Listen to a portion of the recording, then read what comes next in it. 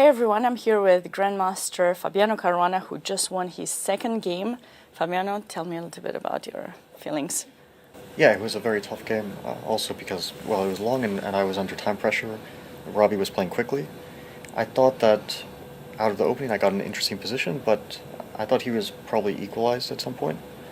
And then he made one, I thought, an accurate move, rook b6, which allowed me to regroup in a way where I got basically the perfect setup.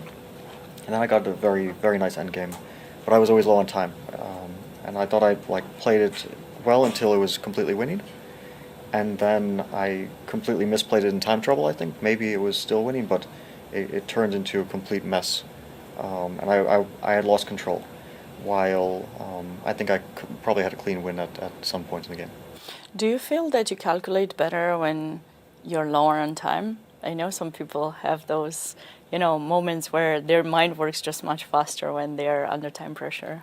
Definitely I'm concentrated more, and this can, sometimes it can lead to panic also if you're very low on time, but it can also, if you're not concentrated, then you can also make serious mistakes in calculation. So at least when I'm low on time, it forces me to stay very concentrated and to basically mobilize my mind fully.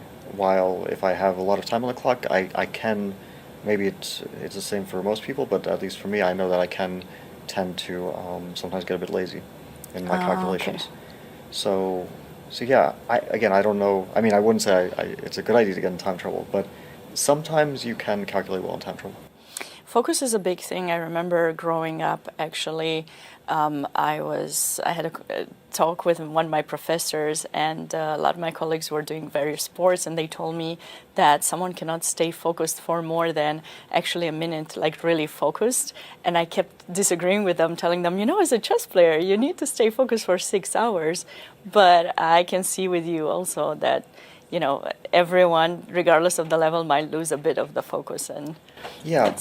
Well, we're kind of, during a 6-hour game, you can't always stay completely focused, let's say. Of course.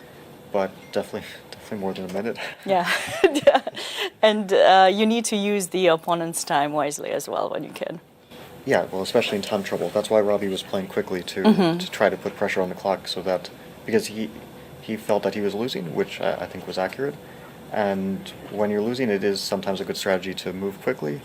When you're winning, then it doesn't make sense to press your opponent on the clock, because then you can just figure things out and there's nothing they can do. But when you're losing, then you have to hope for some practical chances, some mistakes from your opponent. And that's sort of what he was going for. Of course. And you won your second round of the day. Do you, when you're playing a tournament, do you think of it that way? Okay, first day is done. I got 4 more to go. Or do you just take it a game at a time? Yeah, I'm not feeling amazing at the moment physically, so I'm going to try to rest. Of course, I'm happy that the day is done and was successful. But yeah, I'm going to try to get good rest tonight. All right, I appreciate the time. Get some good rest, and we'll see you tomorrow. Good luck. Back at you guys. Thank you, Sabina.